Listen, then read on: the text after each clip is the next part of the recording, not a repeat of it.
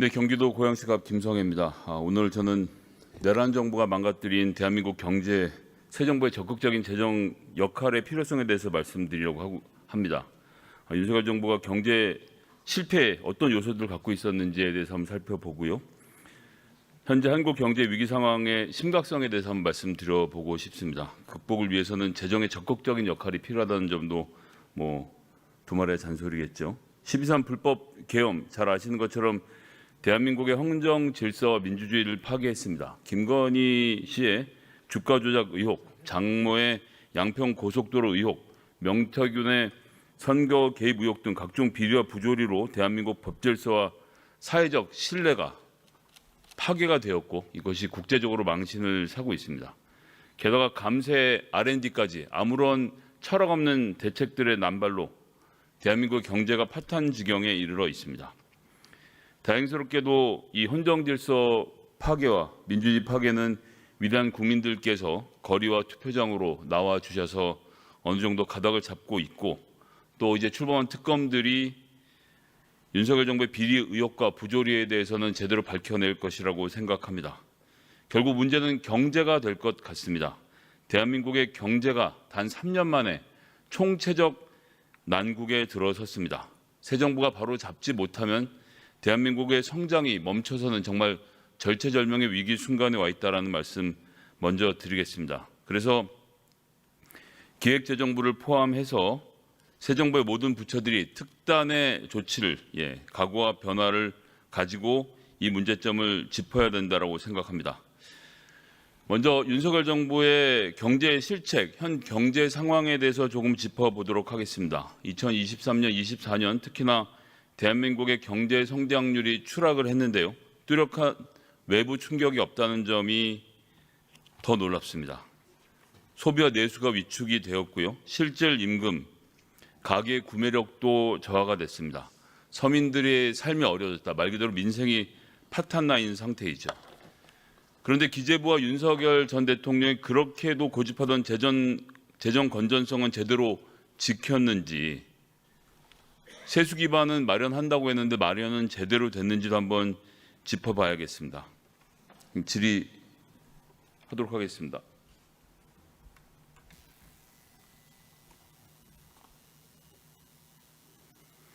자, 아무래도 기재부 차관님들께 질의가 좀 집중될 것 같은데요. 좀 말씀드려보겠습니다. 대한민국 3년 만에 경제 성장률이 지금 0%대로 와 있습니다.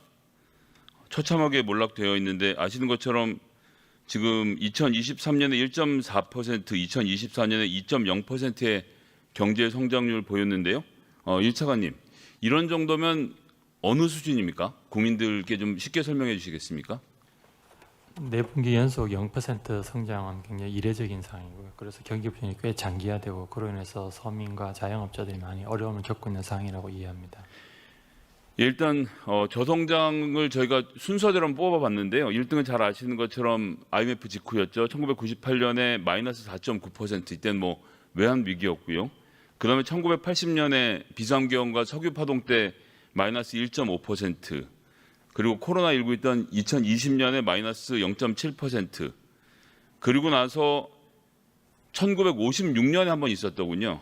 비상경제령 흉년에 미국 원조가 감소해서 0.7%, 그리고 이명박 정부 때 글로벌 금융위기로 0.8%, 그 다음 저성장 6등과 7등이 윤석열 정부에서 2년 연속입니다. 1.4, 2.0 숫자로 보면 그냥 어떤 숫자인 것 같지만 정말 굉장히 처참한 숫자라는 점을 저희가 한번 다시 확인해 볼 수 있고요. 지금 차관님 말씀하신 것처럼 2025년도 1분기에 한국 실질 GDP 성장률은 마이너스 0.2%로 G20 국가 중에서 꼴찌라는 한국 경제 보도도 있었습니다. 자, 이렇게 되면 사실상 윤석열 자체가 위기였다라는 진단이 나올 수밖에 없고, 이렇게 대통령이 경제를 엉망으로 망치는 동안 정부는 무엇을 했는지 묻지 않을 수가 없습니다. 또 민생이 파탄났다는 점도 말씀드려야겠습니다. 윤석열 정부 3년 동안 실질 임금이 연평균 마이너스 1.0% 깎여 나갔다라는 한국노동사회연구소의 2025년 연구 결과 발표가 있었고요. 자영업자 대출 연체율이 올해 1분기 말에 12.24%. 이거 12년 만에 최고치이고 소상공인 폐업 공제금 지급 건수가 2023년도에 10만 건, 그리고 24년도에 소상공인 폐업 공제금 지급은 1조 3천억 원으로 역대 최고입니다. 그리고 차관님 잘 아시는 것처럼 24년 종합건설 폐업 신고는 641건으로 19년 만에 최고치인데 이 정도면 자영업, 건설업 뭐 하나 남아나는 게 없다라고 보여지는데 차관님 이런 경제 인식에 동의하십니까? 네, 그렇습니다. 문제는 재정도 악화되고 있다는 겁니다. 잘 아시는 것처럼 2023년, 24년 대규모 세수 결손이 있었죠. 23년에 56조 4천억 원, 24년 30조 8천억 원. 이 차관님, 이런 수치가 어떻게 가능한 거죠? 여러 가지 경제가 예상했던 것만큼 그렇게 잘 활성화되지 않은 측면이 하나가 있고요. 그리고 예측하는 과정에서 이제 오버슈팅된 거를 장기적인 추세로 잘못 인식한 두 가지 요인이 복합적으로 작용한 결과라고 판단하고 있습니다. 기재부가 윤석열 대통령에게 올해는 경기가 좋을 겁니다라고 2년 연속 속인 건 아니고요. 그렇지는 않습니다. 이렇게 틀려본 적이 있습니까? 역대급으로 세수 부족이 발생하긴 했습니다만 우리나라만은 고유한 현상은 아니었고요. 앞으로는 이러한 문제점이 시정될 수 있도록 최선을 다하겠습니다. 차관님, 근데 6월에 추계를 한번 하고 9월이나 10월에 한 번 더 확인해서 최종적으로 예산을 잡을 기회가 있었는데 경제 성장률이 급전직하로 떨어지는 10월 통계에는 반영하지 않고 6월 통계만 집어넣어서 이런 결과, 즉 윤석열 대통령이 보기에 그냥 좋은 결과를 냈다라는 시중의 비판에 대해서 어떻게 생각하십니까? 그래서 앞으로는 이제 그 예산을 내고도 한 번 더 재추계하는 것을 지금 검토하고 있습니다. 네, 말씀드린 것처럼 이런 데다가 공공자금관리기금, 외평기금까지 가져다가 기금 돌려막기로 세수 부족이 아닌 것처럼 만들거나 지방교부세를 미집행하는 방식으로 움직여 왔습니다. 1차관님, 이거 지금 재정 건전성이라는 게 단순히 지출을 억제하는 게 아니라 세입과 세출의 균형을 잡아서 이게 그렇게 해서 달성하는 게 맞다고 보는데 지금 지난 윤석열 정부 때 기재부가 했던 이런 행태, 특히 외평기금, 공공관리지금 이런 것도 사용하고 국회가 멀쩡하게 정해준 예산을 집행하지 않는 방식에 대해서는 이게 재정 건전성으로 가는 길이 맞다고 보십니까? 그래서 이번에 세입 예산을 감액한 편성을 해서 추경에 같이 이번에 국회에 들고 왔고요. 그런 의미에서 좀 투명성을 강화한 조치라고 생각합니다. 그러니까 이번에 그렇게 세입 경정을 한 이유는 윤석열 정부에서 잘못 추계한 것을 바로 잡아서 하는 의미가 있는 것이고 그러기 위해서는 어쩔 수 없이 부채가 늘어날 수밖에 없는 상황이라는 점에서 인식을 같이 하십니까? 예, 재정을 좀 더 투명하게 운영하고자 하는 노력입니다. 자, 문제는 기재부가 전가의 보도처럼 휘두르는 이 재정 건전성, 낙수 효과 이거를 윤석열 정부에서 입증하려고 노력했는데 입증이 전혀 되지 않지 않았습니까? 결국 경제는 활력을 잃고 그 국민들의 삶은 피폐해졌습니다. 자, 한번 통계를 한번 볼까요? 서민들보다 부자들을 위한 기재부의 감세 정책에 대해서 국회 예산정책처가 2025년 조세 지출 예산 분석을 한 자료를 보니까요. 중저소득자가 국세 감면에 받은 비중이 2020년에 69.7%에서 2025년 66.5%로 감소했습니다. 반면에 고소득자는 같은 시기 30.3%에서 33.5%로 늘어났습니다. 기재부와 윤석열 정부의 감세 정책의 혜택이 부자들에게 집중됐다는 걸 보여주고요. 기업은 더하죠. 상호 출자 제한 기업, 즉 대기업을 말하죠. 2020년에 11%가 이 수혜를 받는데 국세 감면액에 대해서 2025년 17.8%로 폭증을 했습니다. 원래부터 기재부가 이렇게 계획을 잡고 했던 겁니까, 차관님?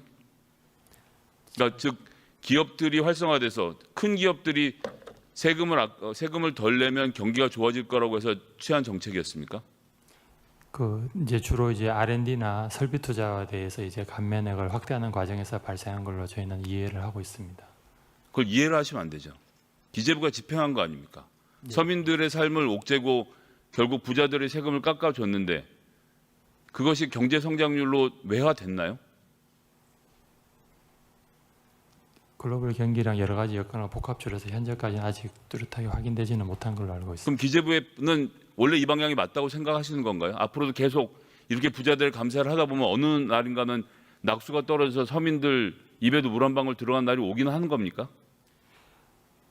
기본적으로 이제 성장과 세수와 선순환되는 구조가 가장 바람직하다고 생각하지만 말씀하신 것처럼 세액 기반이 많이 취약해진 것도 사실입니다. 그래서 세액 기반을 확충하기 위해서 그리고 재정의 지속 가능성을 위해서 비과세 감면 이런 것도 또 같이 정비하는 것도 같이 현재 검토 중에 있습니다.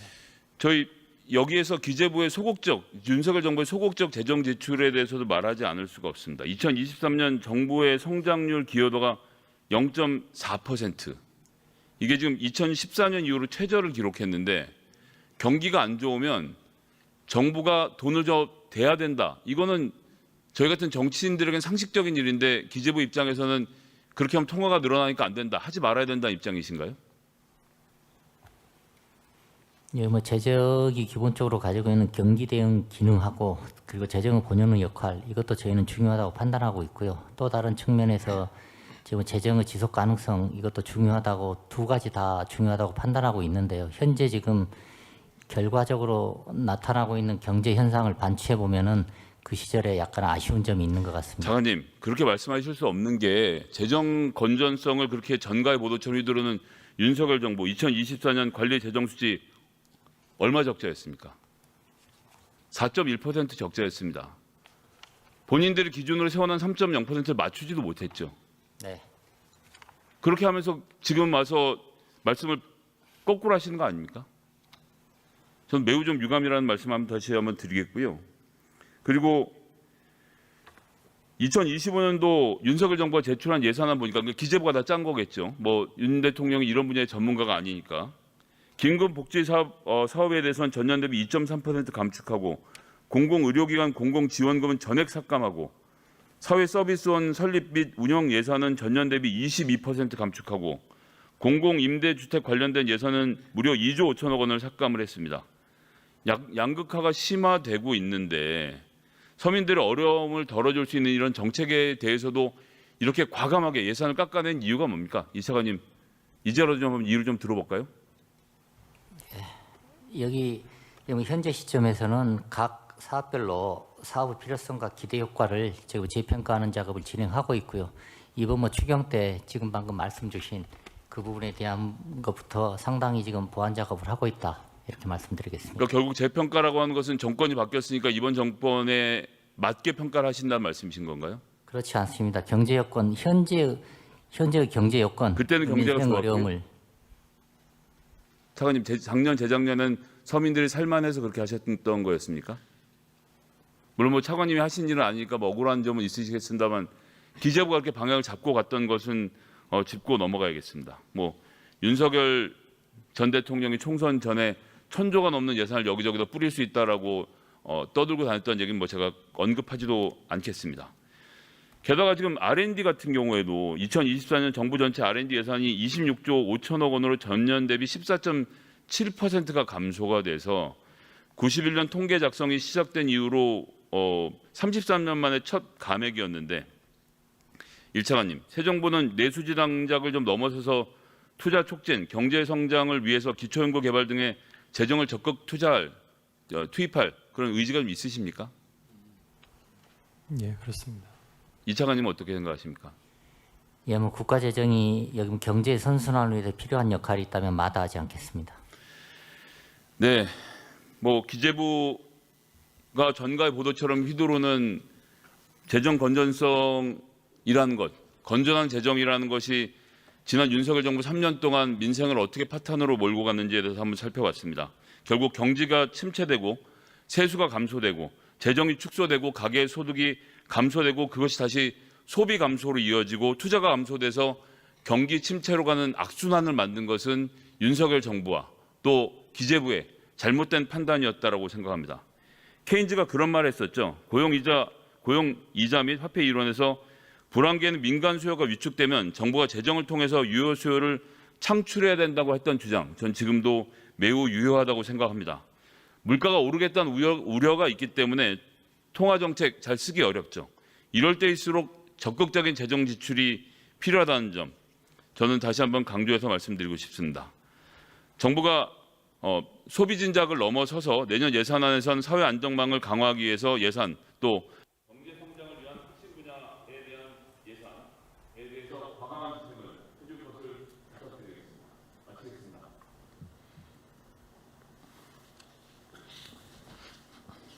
예, 수고하셨습니다. 다음은 존경하는 부산 사갑 이성권 의원님 질의해 주시기 바랍니다.